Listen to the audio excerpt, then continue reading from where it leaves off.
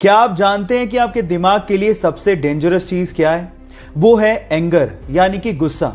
गुस्सा आपके दिमाग के लिए पॉइजन के जैसे काम करता है। जब आपको गुस्सा आता है तो वो आपके डिसीजन मेकिंग पार्ट को बंद कर देता है, यानी कि आपकी सोचने की शक्ति खत्म हो जाती है। एक स्टडी के अनुसार जो ज्यादा गुस्सा करता है उसे हार्ट अटैक आने की संभावना भी ज्यादा होती है।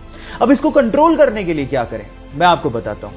उसके लिए आप 1 to 10 काउंटिंग रूल को फॉलो कर सकते हैं। जब आपको गुस्सा आए तो आप मन में 1 से लेकर 10 तक की गिनती काउंट करें। आप देखिएगा कि 10 तक गिनते गिनते आपका एंगर यानी कि गुस्सा कम हो जाएगा और उसके बाद आप दिमाग से काम ले पाओगे। इसके बारे में आपका क्या ख्याल है, चैट सेक्शन में लिखना मत भूलिएगा।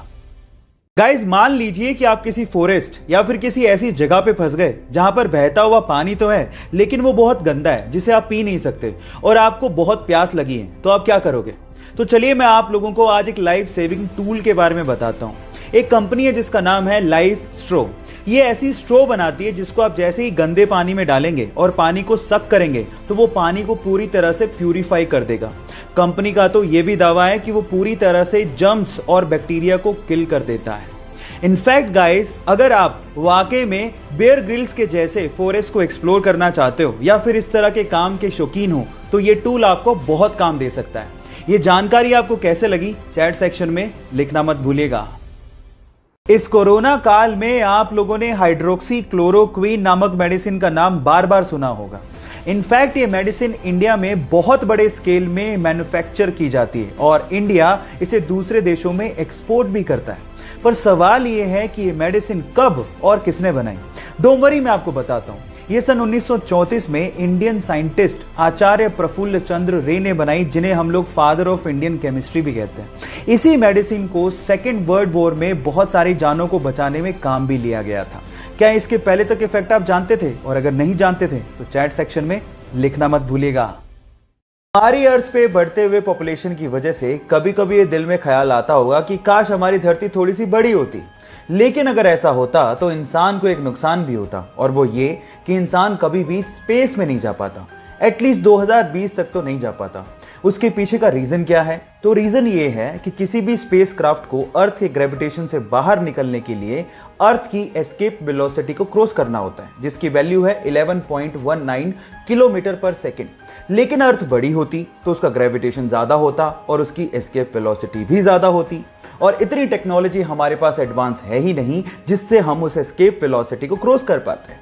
तो ये इंटरेस्टिंग फैक्ट जो आपने अभी सुना, उसको सुन के आपको कैसा लगा और ये जानकारी आपको कैसी लगी, चैट सेक्शन में लिखना मत भूलिएगा।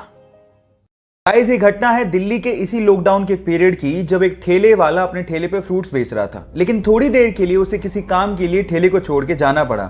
लेकिन उसके बाद जो हुआ वो बहुत ही अजीब था। आसपास के लोग जो वहां से गुजर रहे थे ठेले को अकेला पाके उसे लूटना शुरू कर दिया। और इसमें सिर्फ गरीब लोग नहीं थे, मिडिल क्लास लोग भी अपने हेलमेट में वो फ्रूट्स को डाल डाल के लूट के लेके जा रहे थे। और इसी चक्कर में उस फ्रूट वाले को लगभग 30,000 रुपए का नुकसान भी हुआ। लेकिन किसी बंदे ने इस लूटने की घटना को कैमरे में कैद कर लिया और उसे इंटरनेट पे डाल दिया। लेकिन जैसे ही इंटरनेट पे डाला गया, लोगों को बहुत दुख हुआ और लोगों ने ये ठानी कि इस ठेले वाले की हेल्प की जाए। और उसके बाद ऑनलाइन कंट्रीब्यूशन किया गया और लगभग 8 लाख रुपए, जी हाँ आप ठीक सुन रहे हैं, लगभग 8 लाख रुपए का ऑनलाइन कंट्रीब्यूशन करके उस ठेले वाले को दिया गया। अब ये थी इसमें पॉजिटिव न्यूज। आपको ये घटना सुन के कैसा लगा, चैट सेक्शन में लिखना मत भूलिएगा।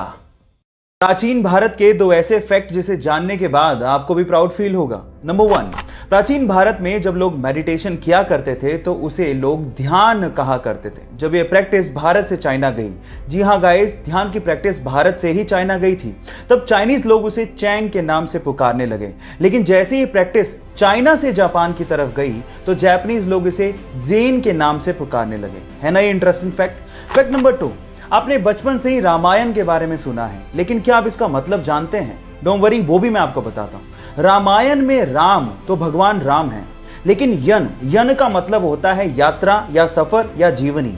तो इसमें भगवान राम की जीवन की यात्रा को बताया गया है, इसीलिए इसे रामायण के नाम से जाना जाता है। ये दोनों इंटरेस्टिंग फैक्ट जान के आपको कैसा लगा, चैट सेक्शन में लिखना मत भूलिएगा।